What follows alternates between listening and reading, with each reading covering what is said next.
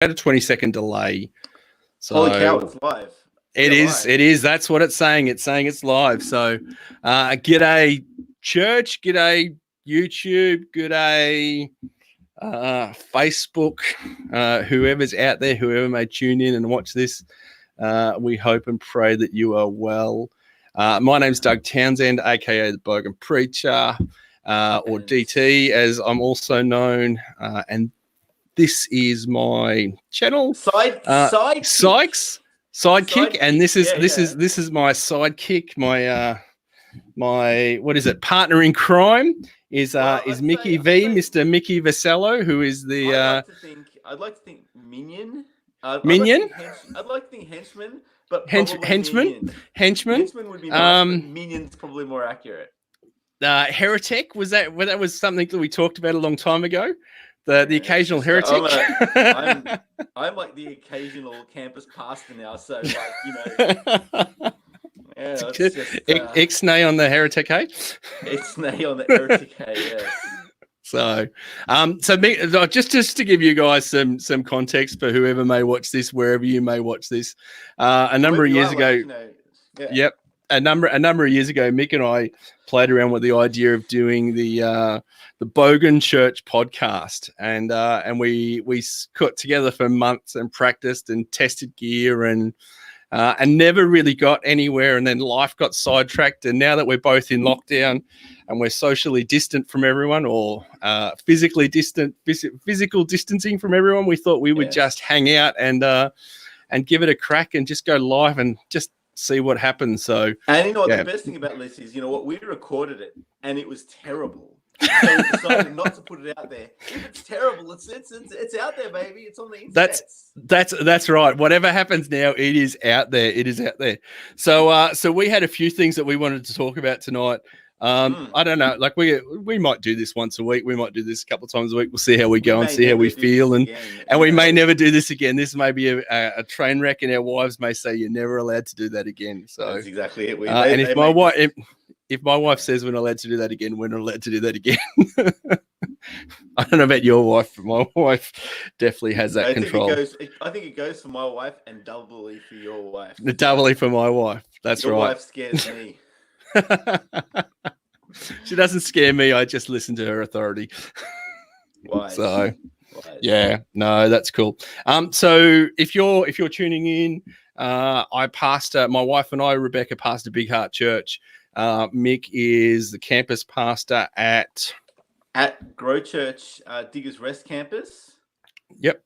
So Grow Church. We're like a church, Grow Church, the church in St. Albans. They got a campus in Diggers. They got a campus in the Philippines, and because we're sort of doing we're all working together to do a podcast. I'm not preaching nearly as much, so hanging out, man. Just looking for something to do, baby. We got time on our hands. So yeah, so Mickey and I have been mates for a long time. We're back in the day when we were assisting with the youth group. We connected when we were relatively newlyweds and not married to each other, but newlyweds with our wives. So Mick and then we run into each other. We keep running into each other. Yeah, we keep running into each other. So we love hanging out. So you've got three. Just to give a bit of context, you've got 3 kids, 3 children in lockdown, baby. 3 children in lockdown, enjoying the pleasure of that. I've got no kids, 2 dogs, and a sister-in-law in lockdown. So yeah, so we're having fun at my place. Yeah. So same difference. That's right. Might as well be 3 kids. So people that need to be taken for walks. That's right. Or at least Michelle can walk herself. Helen's logging in and saying wise choice pastors. I don't know about that, Helen, but we're having a crack, so we're having some fun. So hopefully you enjoy tonight. So we had a few things that we wanted to talk about. One of the things that we want to talk about in a serious and a non-serious way on all of these is just to talk about the church. Will the church be missed? I'm looking at the church at the moment in the change of things, and I've seen lots of memes and stuff like that the church has closed its doors, but the church isn't closed, which is a true statement for me. But I kind of look at the round and I'm going, is the church going to be missed? Like, is it going to be missed at all, or what's happening in the world? So what are your thoughts on that, mate? Honestly, it's actually it's actually made me really think about the way that we do things. And look, you know what? I'm sort of, just to give you some background, I took over the campus pastor of my church about 3 months ago. So Yep. I barely like figured out. We were actually this weekend we were supposed to do our first big outreach, and we were going to kind of build on that. And yeah, God's got other plans, but I don't know. It really, I think it's made me really think about how we engage the community, and honestly, I don't know that we're missed as much as we. I don't know that we're actually as important to the community as we probably should be. I know, like they say, the church is the light of the world and stuff, but it's only like the light if we shine. And I don't know. It's hard because I don't want to say, oh well, every church is different, and maybe, and you don't know what people think and how you affect them. Yeah, it certainly made me think about stuff we can do differently, and it's something I've been talking a lot to my wife about. And I don't want things to go back to the way they were. I want them to be better when we get back, And I think we're gonna have definitely. a community that really needs engaging. We can do some cool stuff, man. We can really do stuff. Yeah. Look, I'm the same. I kind of look at the church at the moment, and even coming into this, like I was kind of like, okay, how do we change? What do we do? Like I'm always asking those questions in myself anyway. And I know when the coronavirus hit and Beck and I were talking, and we were kind of like, well, what's happening in this place and what's happening in our world? I kind of felt like God had already given me a roadmap for what we should do and how we should do stuff. And that in itself was a good thing for us as a church. And we've got that opportunity to run ahead. But I do ask that same question, is like, are we missed in our community? And I know in my community, we've had a really good relationship with a lot of with the youth housing service. We've got a great relationship with our local community arts and community centre. But I think there's just a loss right across the board for a whole lot of services, not just the church. But I think it's also an exciting time for us as the church to be able to go, okay, how do we use new mediums? How do we stream? How do we use the things that are placed before us to reach people and reach out, but also to plan for that next season? So yeah, it's so funny. Like you look at all of the pastors preaching sermons, in front of like empty rooms and stuff, and they're just not used to it. And it looks like. It can kind of look like one of those. I actually was doing a communion message for my local. For our Good Friday, which is coming up. So anybody who from my church is watching, we totally didn't do it live. So like, that's already in the can.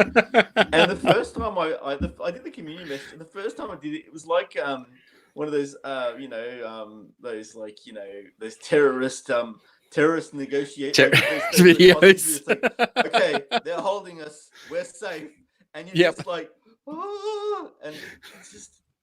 Man, it's really hard. It's not what I'm used to, and I think it's nothing. It's nothing. I really, I don't know.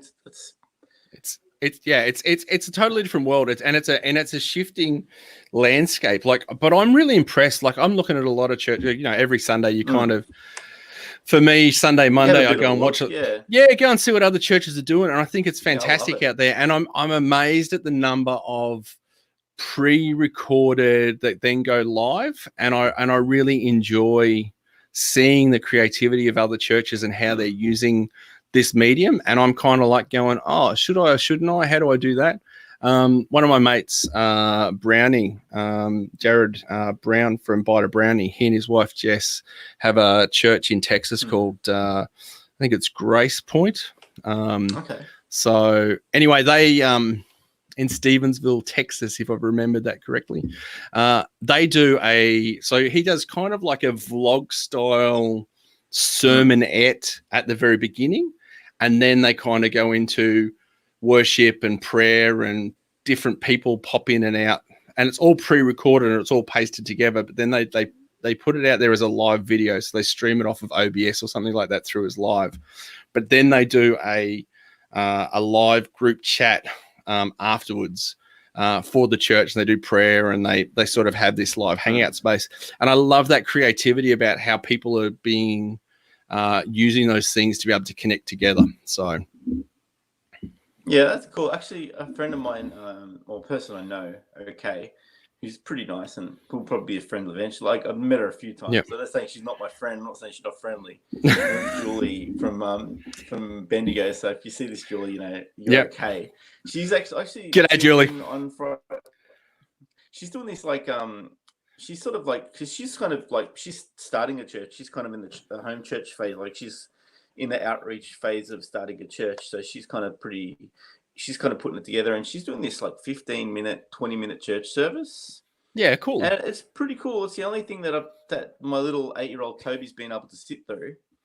Yep. And it's kind of cool. Like it's you know, she sort of for her it's a fantastic opportunity to kind of try something different. Like, you know, it's everyone else is kind of, and look, a lot of us, it's like, okay, how do we keep what we've got? And she says, hey, you know what, there's an opportunity to really, you know, push the kingdom forward and to do something different. And you know, it actually is pretty interesting and it's pretty engaging, and it's kind of like, it's shorter than an episode of The Simpsons. It's pretty cool. Yep.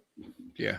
So yeah, look, and I think that's the creativity and the beauty of it. You'll have to, what you need to do is when we finish this is come back to this video and drop a link to her page in the comments. Yeah, we'll do, man. We'll do. Yeah. So because that's probably the way for other people to check out what she's doing. And I think that's the beauty of it. Like I know for me, I'm looking at the church and going, you know what, we don't have to be limited to our local LGA anymore. We don't have to be limited in the way we reach out to people or care for people. And we don't have to be limited in the way the church actually reaches out in general. So we've always been Big Heart Church is a community of grace, hope and love with the passion to share God's heart with everybody, every day, everywhere. That's always been kind of my why statement for the church. But I think too, the way that the church can actually respond just in general is actually go, okay, how do we serve our local community creatively and stay connected? But then I also think too, it's like, okay, how do we serve the wider body of the church? Because there are a lot of churches out there who can't meet at the moment, you know, so how do we create community in those spaces when we're not in a place where, you know, we know how long this is going to go, how long lockdown's going to be. So it's that thinking and shift in mindset. And I think it's in that place that we come back to that question is the church missed, you know, if it was to close its doors? And I think that's a way that we can respond as a church and as a body and as a whole.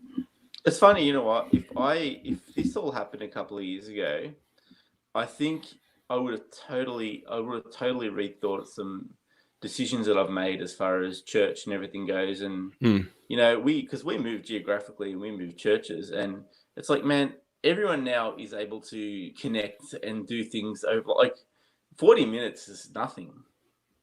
Yeah. But you don't think that. Like I think like, you know, at the end of the day, God knows, and I think God is behind what, you know, all the decisions we made in the Lord, and they've been good. But I think it's actually given us a lot of time, a lot of pause to think. Like, man, I'm talking to my family more than I ever have. Yeah. It's weird, eh?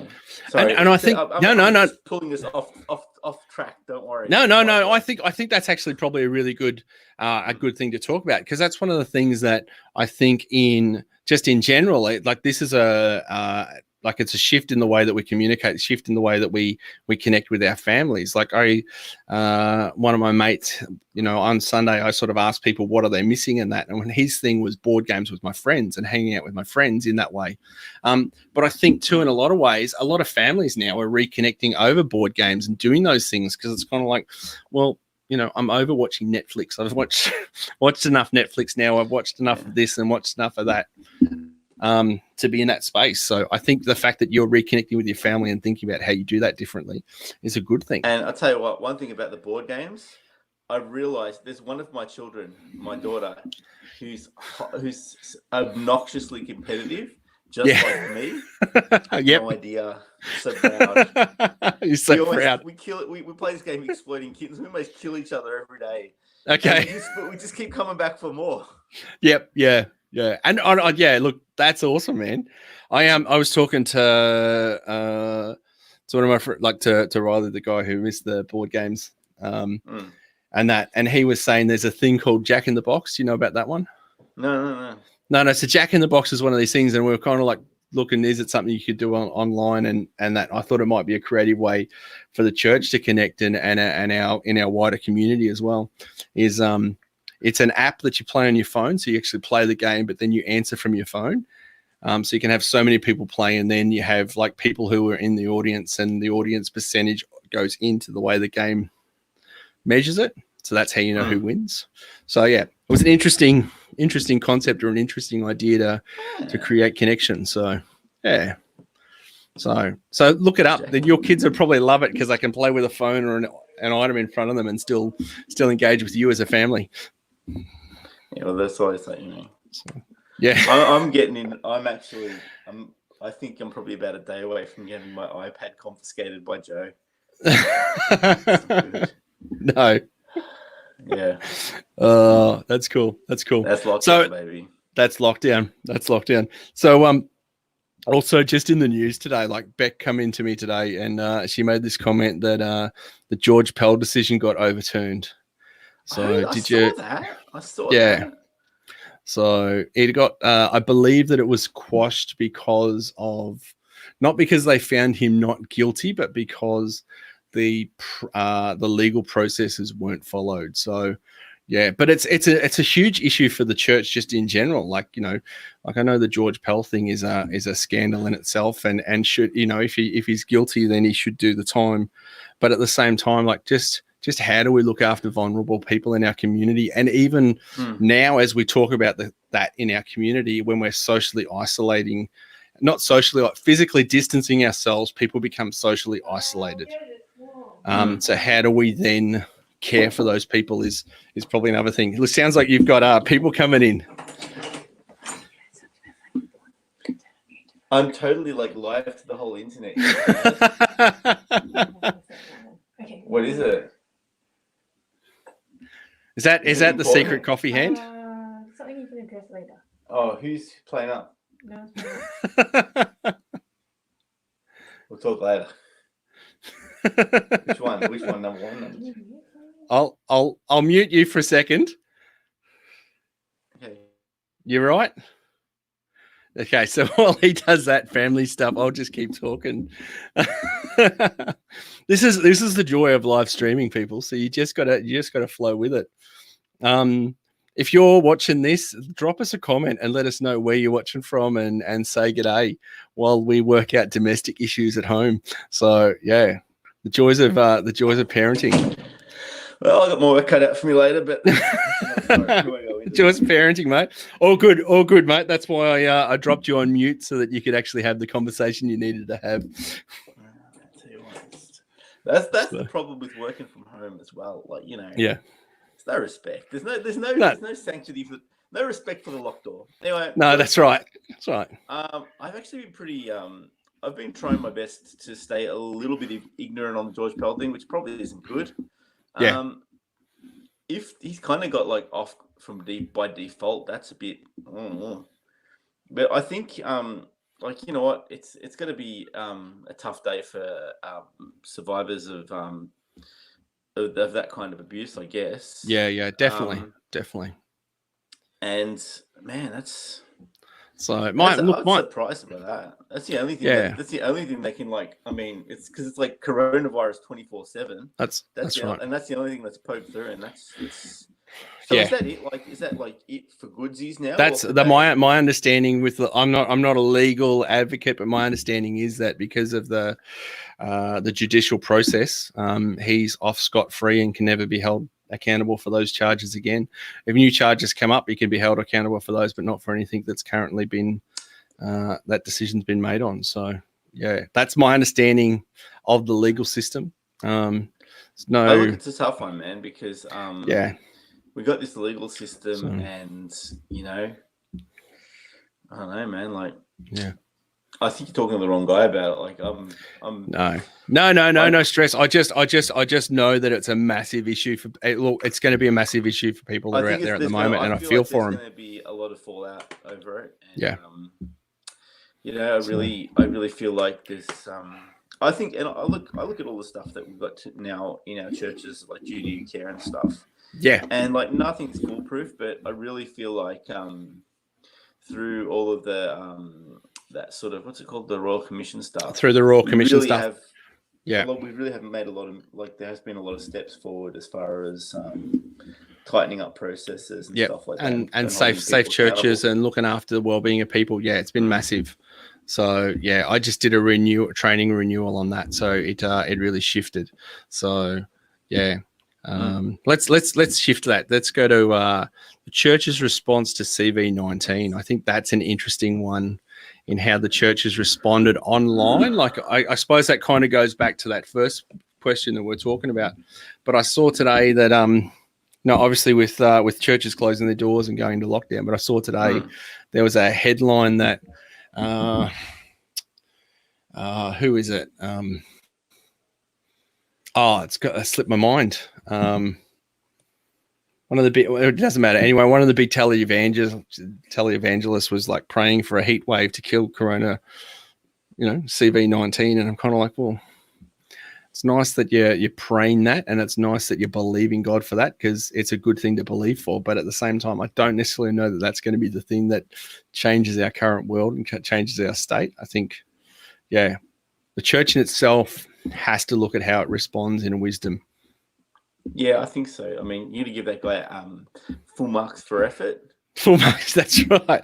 That's right. And it shouldn't judge, like his faith in that. But I think the decision that was, made, I think it can go two ways. It can make the church as a body look good, or it can make the church as a body look crazy. Yeah, and honestly, there's been some stuff that's made me really cringe.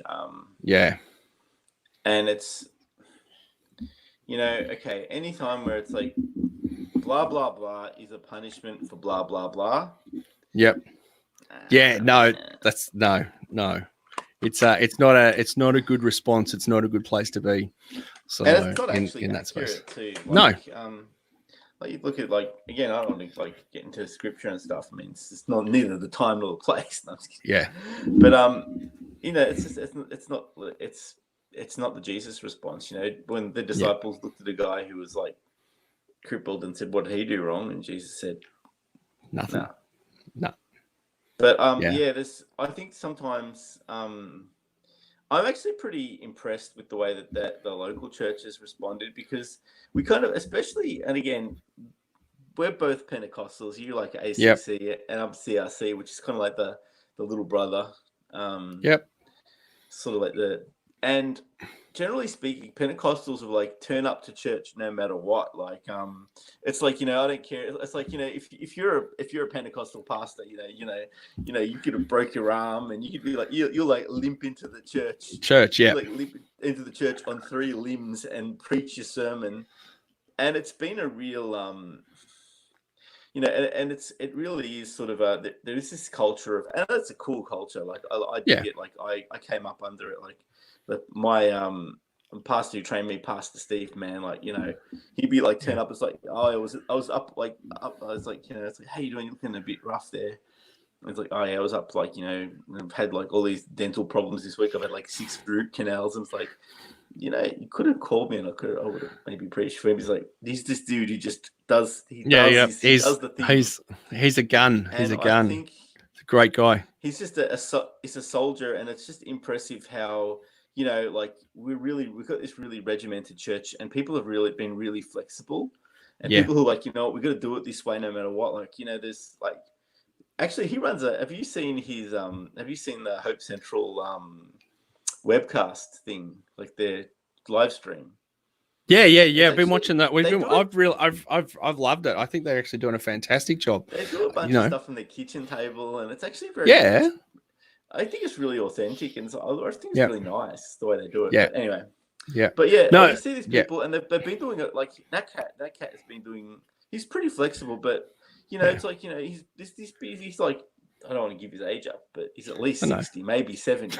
Actually, Pastor Steve's like, he's 90, but he really takes Nah, I think he's like 60 He's or he's gonna 50. slap you around the. He's gonna slap you and go. I'm not And that he old. can slap me. Like, I reckon it was about 10 years ago, we were 5 years ago. We were at a camp, and I'm like, we were like walking up a mountain, and I'm like, "You're gonna keep up, old man." And he marched me up that mountain like a drill sergeant. And he would I came, smash you physically. He's an I was awesome shattered, guy.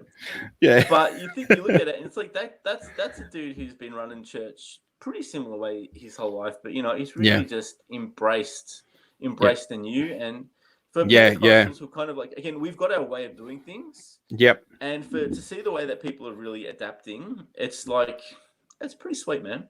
Yeah. I'm really encouraged by the way that's worked. Yep.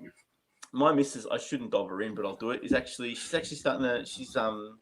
She's going to be doing driving for the local food bank. He's doing. Oh, cool. Now. Yeah. Yep.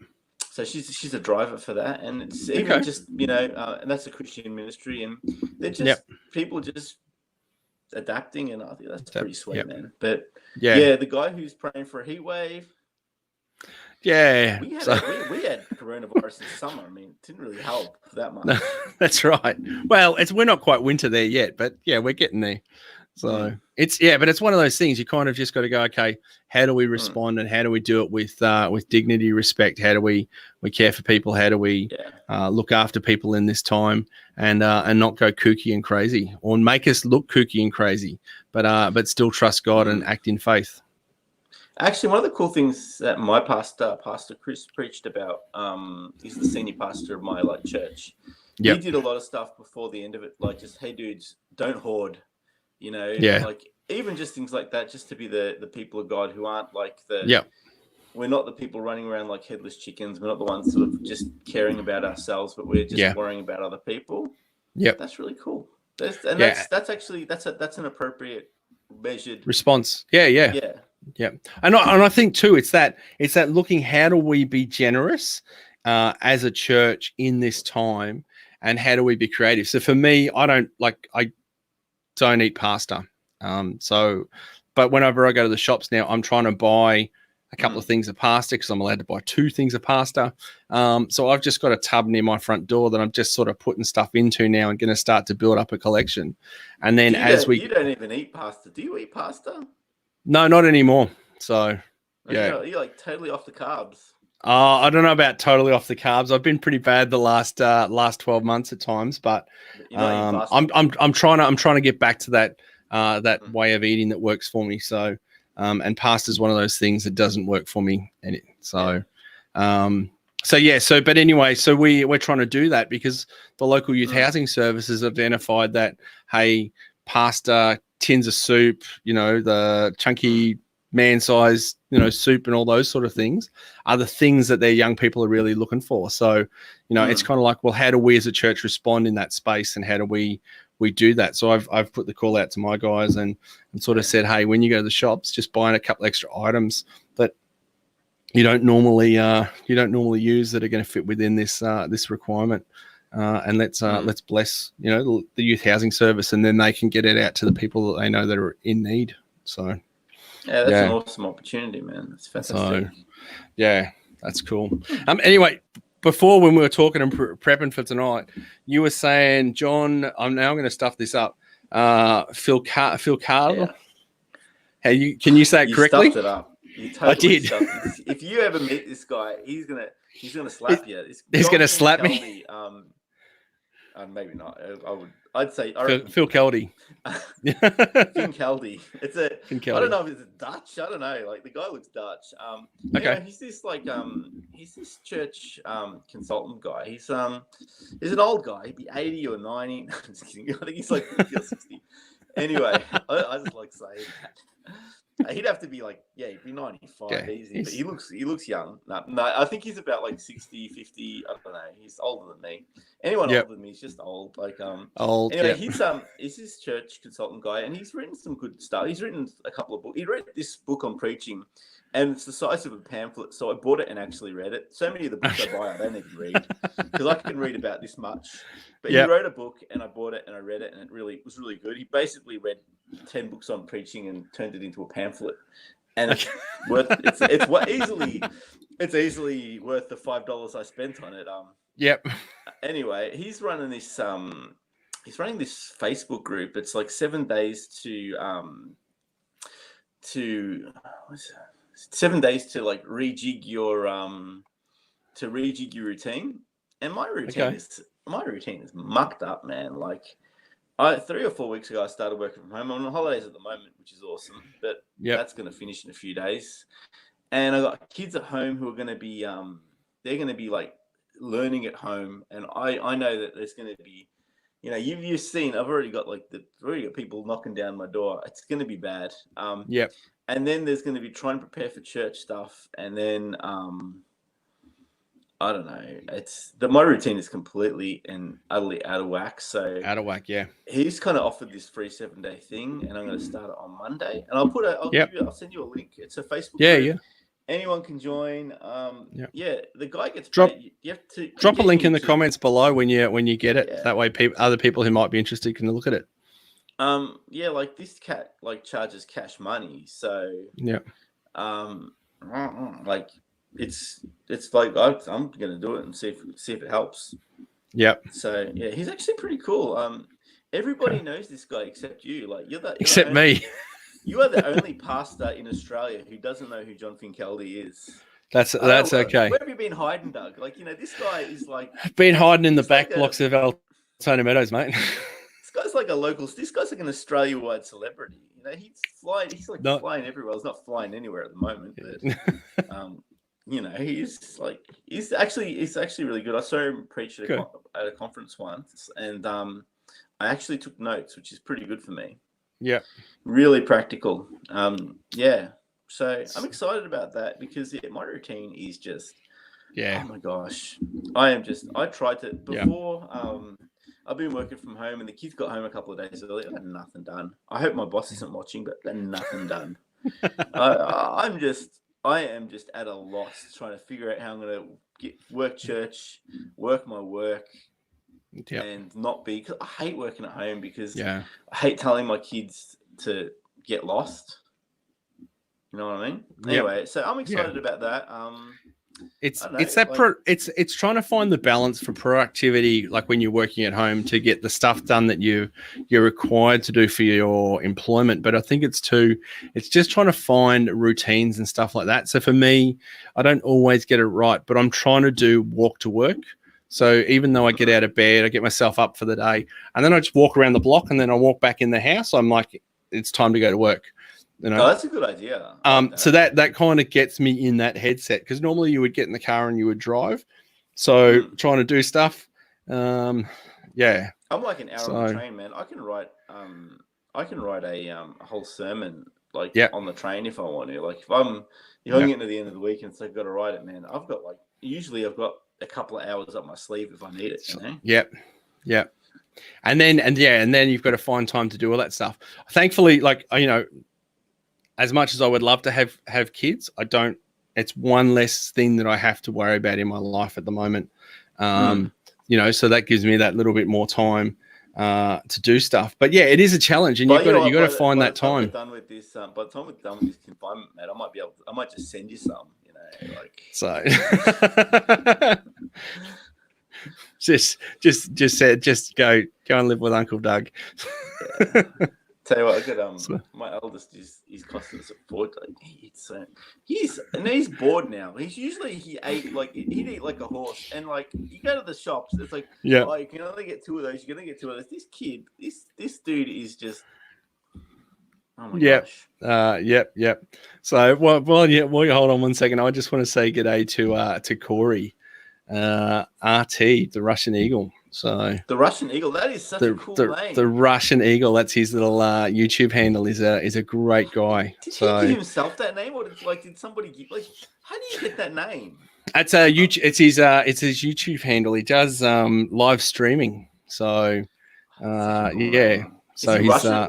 Or is he just like? Well, I don't think he's Russian. Corey, if you're there still, drop us a line and tell us if you got Russian heritage. I don't think he does, but he loves Russia and he loves that whole thing. So he's such a cool name. I tell you what. Yeah. So I could never get a cool nickname to stick.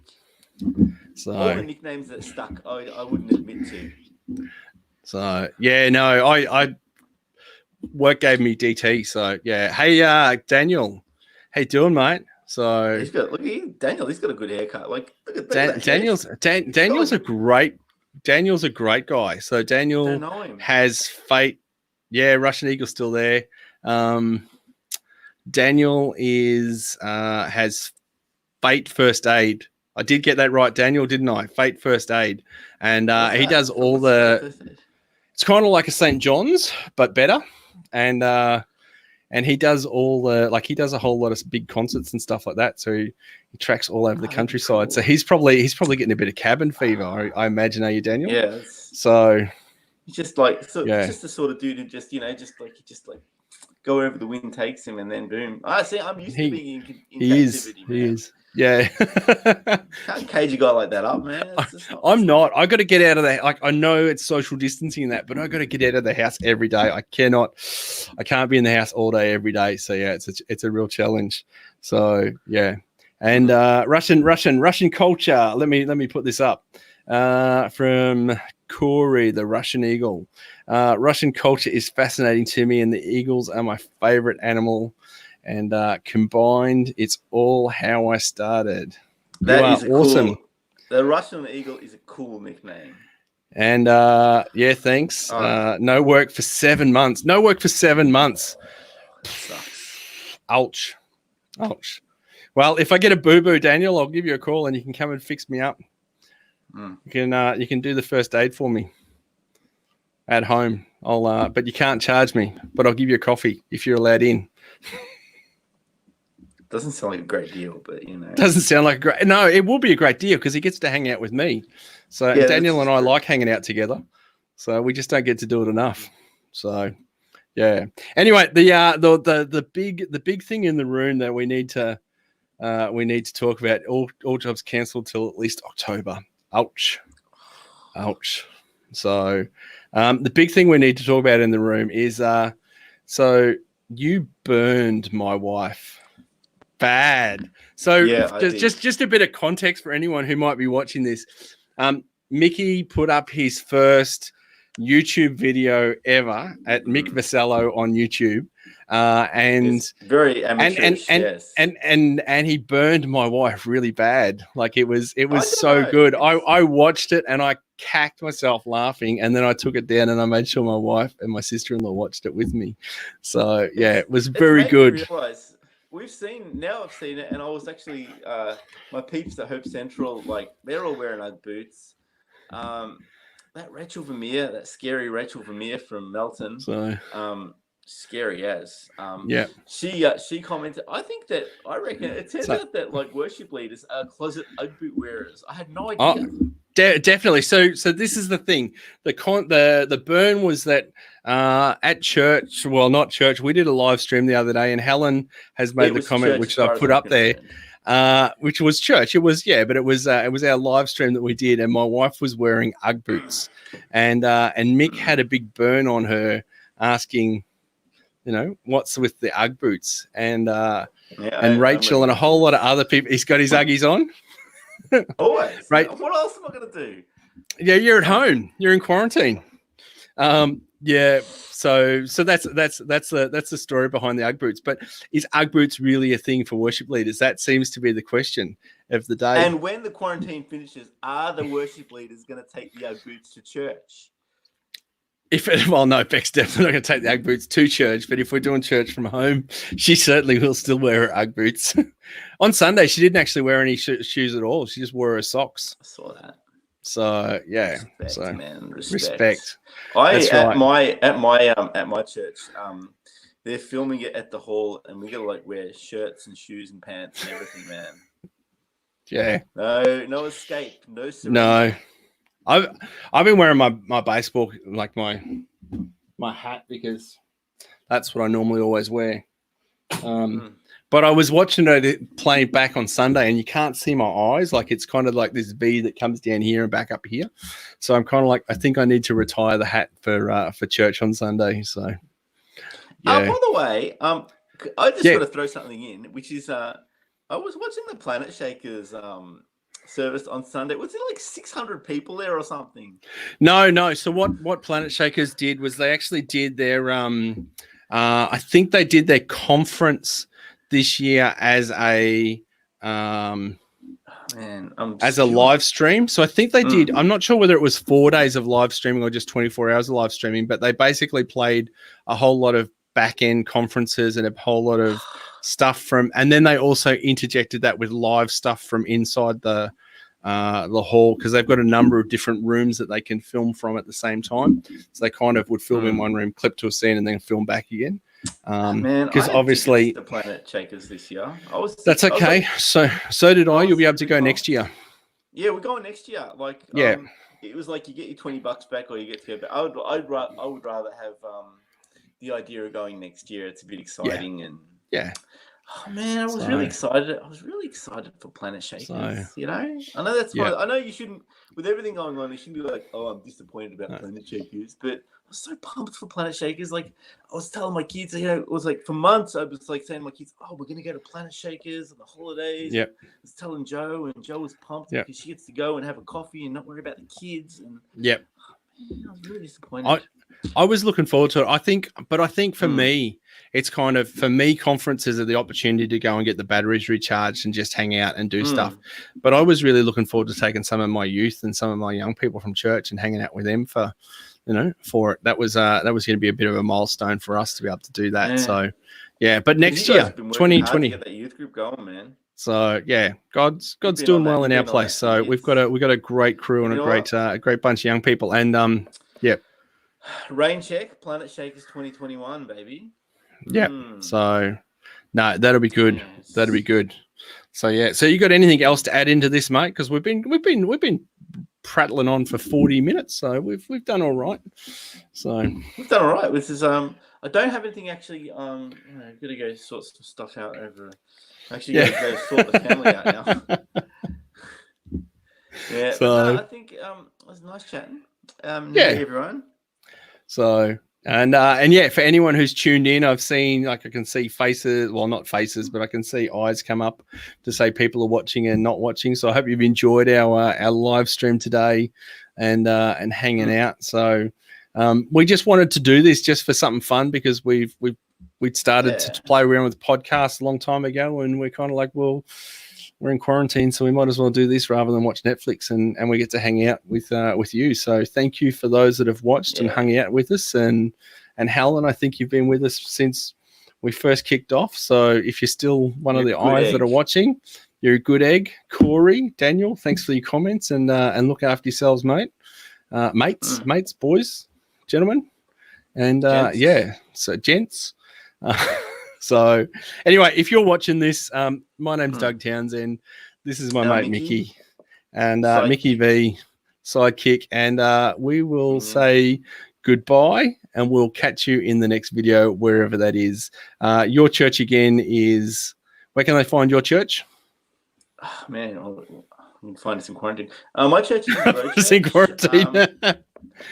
And we're actually Facebook and YouTube streaming. We just got a channel, Grow Church TV. It's kind of cool. Like, we're doing the best we can. Yeah, having fun. And you're on the big. And we're Big Heart Church on YouTube, Facebook, and Instagram. So and eventually back in the flesh at the what's the name of that place? At the Louis Joel. Louis Joel, man, yeah. Louis Joel, Billy Joel. So at the Billy Joel. So yeah. Anyway, guys, we're gonna wrap this up. Mick and I will continue our conversation on the end. Thank you so much, Russian Eagle. Thank you and goodbye, Russian Eagle. And Daniel, be safe, gents. Goodbye. Look after yourself. And we're gonna go. If I can do this properly, we will go out, and you can finish this sentence by saying, Mick is